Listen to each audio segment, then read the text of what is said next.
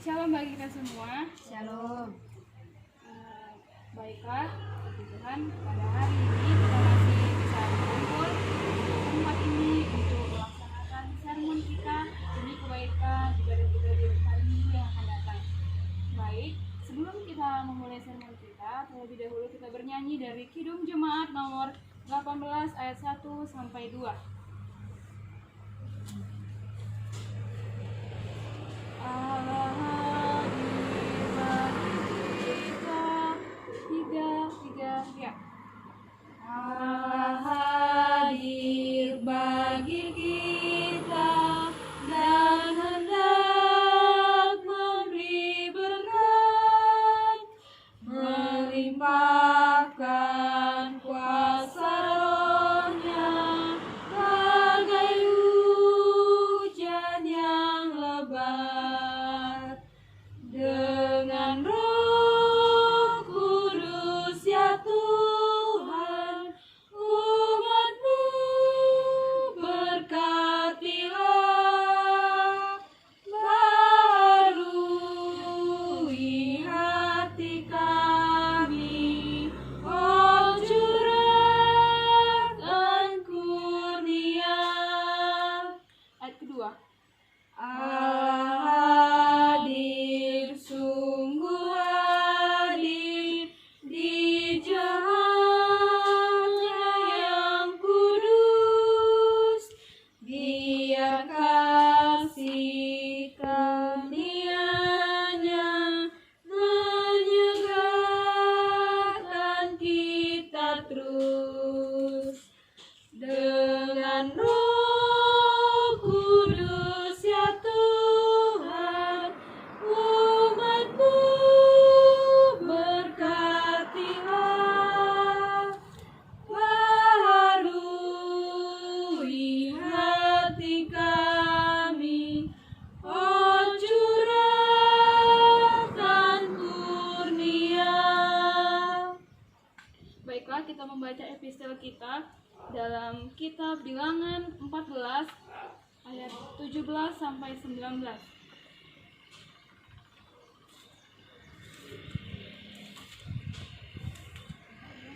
Bilangan pasal 14 ayat ke-17 sampai 19. Kita membacanya secara responsorial dan dimulai dari saya. Dengan perikop pemberontakan umat Israel. Jadi sekarang, biarlah kiranya kekuatan Tuhan itu nyata kebesarannya seperti yang kau firmankan.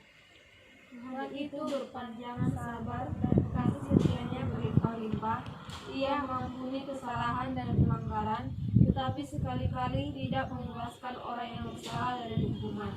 Bahkan ia membalaskan kesalahan bapa kepada anak-anaknya, kepada keturunan yang ketiga dan keempat. Ampunilah kiranya kesalahan bangsa ini sesuai dengan kebesaran kasih setiamu, seperti engkau telah mengampuni bangsa ini mulai dari Mesir sampai kemari. Amin. Kita bersatu di dalam doa. Bapa yang baik, Bapa yang bertata dalam kerajaan sorga, puji syukur Tuhan buat kasih karunia-Mu sehingga kami masih boleh berkumpul di tempat ini untuk melaksanakan sermon kami setiap minggunya. Tuhan Yesus, kiranya Engkau memberkati sermon ini Tuhan dari awal, pertengahan hingga akhirnya. Biarlah apa yang kami pelajari, apa yang kami sermonkan boleh menjadi kemuliaan bagi nama-Mu. Dan juga Tuhan di hari Minggu akan datang, kiranya ibadah kami boleh berkenan di hadapan-Mu. Di dalam nama anak-Mu Tuhan Yesus Kristus kami berdoa dan mengucap syukur. Amin.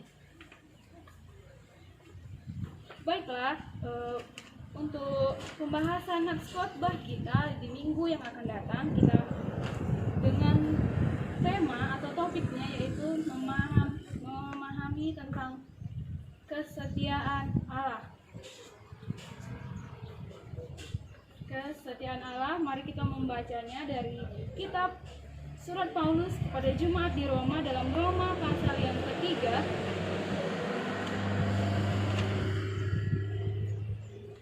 Ayat yang pertama sampai ke-8.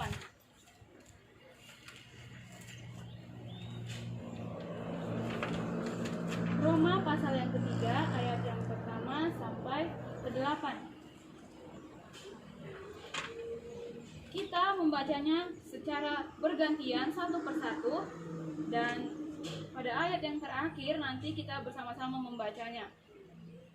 Dimulai daripada saya dengan perikop kelebihan orang Yahudi dan kesetiaan Allah. Jika demikian, apakah kelebihan orang Yahudi dan apakah gunanya sunat? Banyak sekali dan di dalam segala hal. Pertama-tama, sebab kepada mereka lah dipercayakan firman Allah. Jadi bagaimana jika di antara mereka ada yang tidak setia? Dapatkah ketidaksetiaan itu membatalkan kesetiaan Allah? Sekali-kali tidak. Sebaliknya, Allah adalah benar dan semua manusia pembohong. Seperti ada tertulis, supaya engkau ternyata benar dalam segala firman-Mu dan menang jika engkau dihakimi. Tetapi jika kebenaran kita menunjukkan kebenaran Allah, apakah yang akan kita katakan? Tidak adilkah Allah? Tidak adilkah Allah? Aku berkata sebagai manusia, jika ia menampakkan mukanya? Sekali-kali tidak. Andai kata demikian, bagaimanakah Allah dapat menghakimi dunia? Tetapi jika kebenaran Allah oleh dustaku semakin melimpah bagi kemuliaannya, mengapa aku masih dihakimi lagi sebagai orang berdosa bersama-sama? Bukankah tidak benar fitnah orang yang mengatakan bahwa kita berkata, marilah kita berbuat yang jahat, supaya yang baik timbul daripadanya? Orang semacam itu sudah selayaknya mendapat hukuman. Baiklah, di minggu ini kita akan membahas topik mengenai kesetiaan Allah. Di dalam surat Roma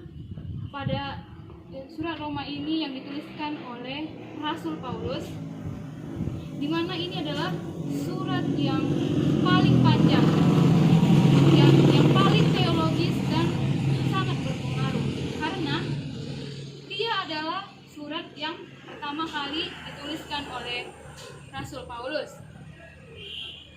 Di mana di sini penulisan surat ini ditulis oleh Paulus saat perjalanan ketiganya untuk memberitakan Injil. Karena Rasul tinggal selama 3 bulan di daerah Yunani. Nah, kita akan membahas di dalam nats ini, membahas tentang bagaimana sebenarnya kesetiaan Allah terhadap umatnya. Di sini ada pada ayat yang pertama, mari kita perhatikan ayat yang pertama. Jika demikian, pada awal ayat ini menghubungkan kalau memang terbukti hukum Taurat dan sunat yang menandakan kedudukan istimewa bangsa Yahudi sebagai bangsa yang terpilih. Di sini juga dijelaskan tidak dapat Yahudi sebagai bangsa yang terpilih tidak dapat mencegah bangsa itu berdosa karena kena hukuman Allah. Di sini kita mau memahami tentu dalam ayat yang pertama ini bahwa Paulus sendirilah yang menulis surat ini, dan ia sendiri yang menulis juga pertanyaan-pertanyaan dan menyusun. Namun kita tahu bahwa kenyataan dikatakan di sini memperdebatkan dengan orang-orang Yahudi dan dengan sejumlah saudaranya sendiri, yaitu orang Yahudi Kristen. Dan di ayat yang kedua, dalam ayat ini Paulus mempertahankan dan menjabarkan apa yang ia katakan di dalam pertama-tama terhadap orang Yahudi. Allah telah mempercayakan firman-Nya kepada mereka. Di sini dikatakan jelas bahwa kepada bangsa Israel Tuhan telah mempercayakan suatu pekerjaan. Tuhan telah memberikan tanggung jawab kepada mereka, tetapi mereka tidak melakukan dengan sepenuh hati. Mereka hanya melakukannya sebagai formalitas dan hanya untuk pamer bahwa mereka mempunyai kelebihan, mempunyai kemampuan dan sudah dipercayakan, tetapi tidak memandang itu semua tertuju kepada Tuhan. Dan kemudian di dalam firman ini juga dijelaskan mengenai pada ayat yang ketiga, ia harus dipandang sebagai bantahan terhadap Ayat yang kedua,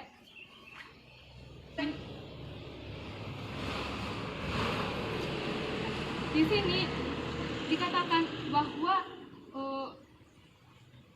Allah tetap setia kepada mereka, kepada bangsa Yahudi, bangsa Israel, meskipun mereka melakukan kesalahan, meskipun mereka tidak melakukan apa yang diperintahkan oleh Allah dengan sepenuh hati. Nah, di sini juga mereka membuat Tuhan pada akhirnya marah, meskipun Tuhan tahu mereka ini adalah orang-orang yang dipercayakan Tuhan, mereka ini adalah orang yang dipilih Tuhan, tetapi karena mereka mempunyai kelebihan. Meskipun mereka mempunyai kelebihan itu, tetapi ketika Tuhan tahu mereka bersalah, Tuhan tetap murka dan marah kepada mereka. Meskipun mereka dipercayakan Tuhan, tapi Tuhan tetap marah dan murka terhadap bangsa Israel ini. Dikatakan juga di dalam nats ini dijelaskan kita dituntut untuk menjadi seorang hamba yang setia juga, karena Tuhan saja sudah setia kepada kita. Bagaimana kita juga harus melakukan kesetiaan itu terhadap Tuhan Allah.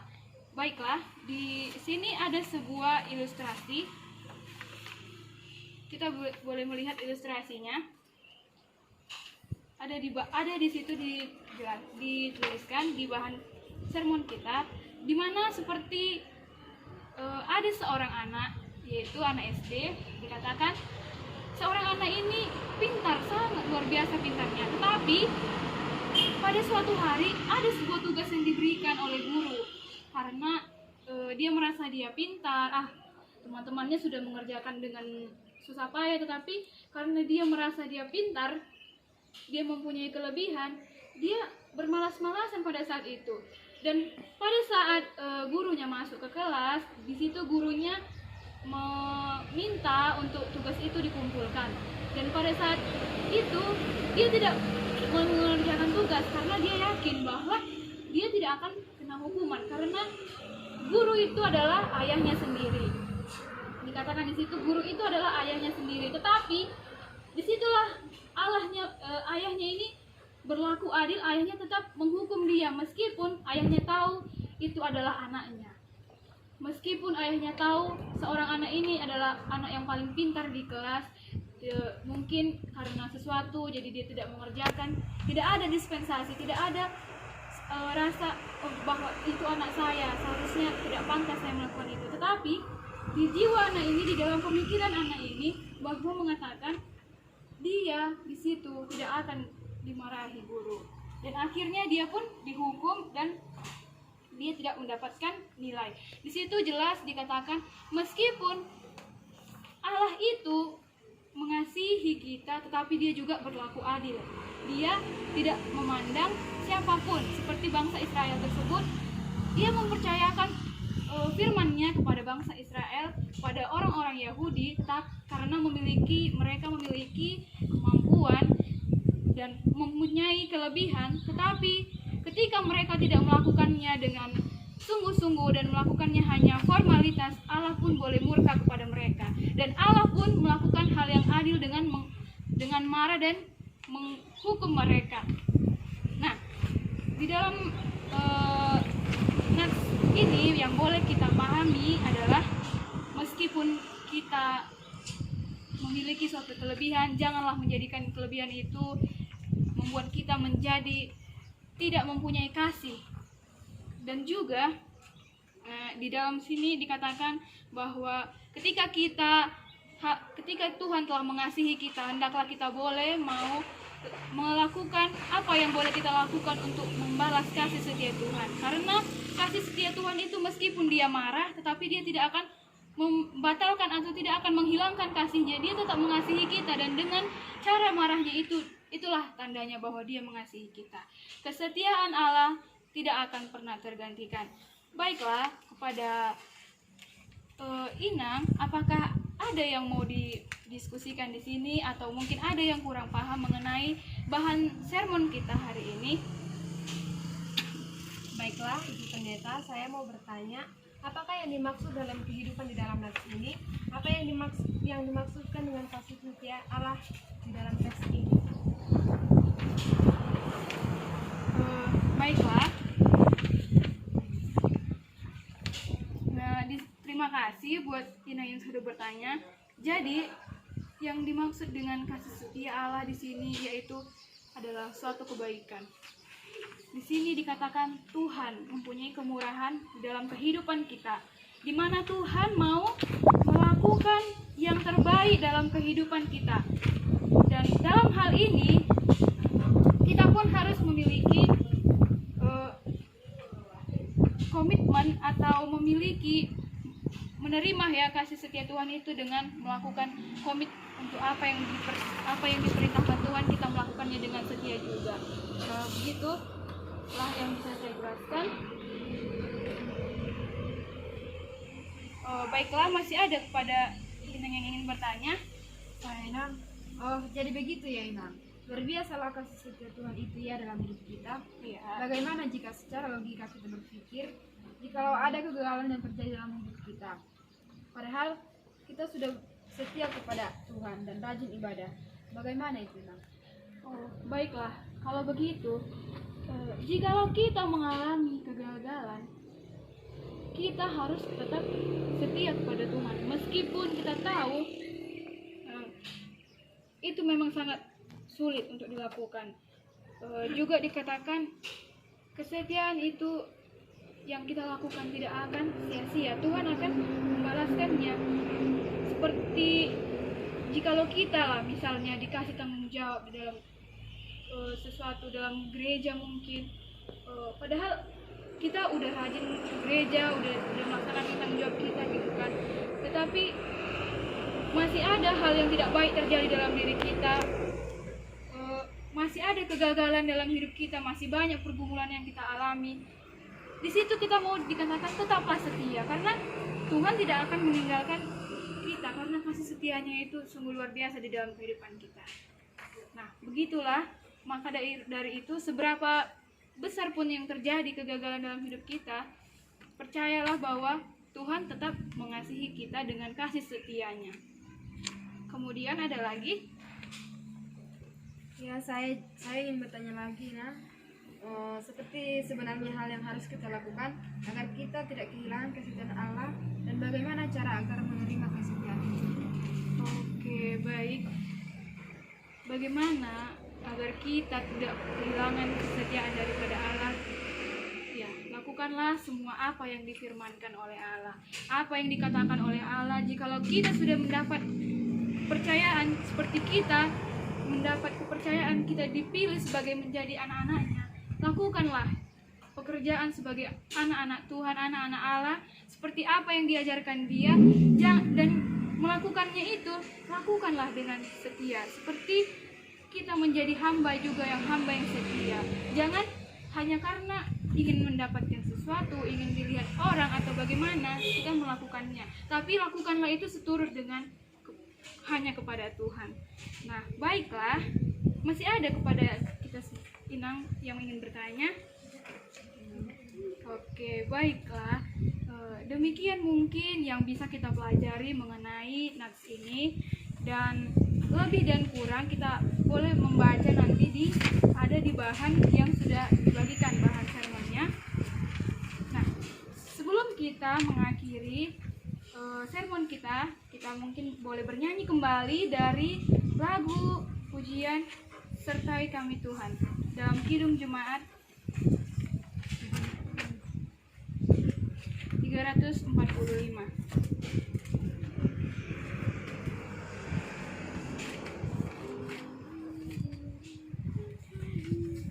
Sertai kami Tuhan, tiga ya. Sertai kami Tuhan dengan anugerah-Mu, berilah pertolongan melawan si seru.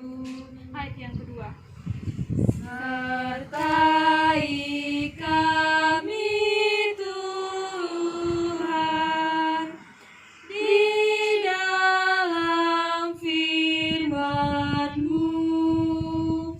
sehingga kebajikan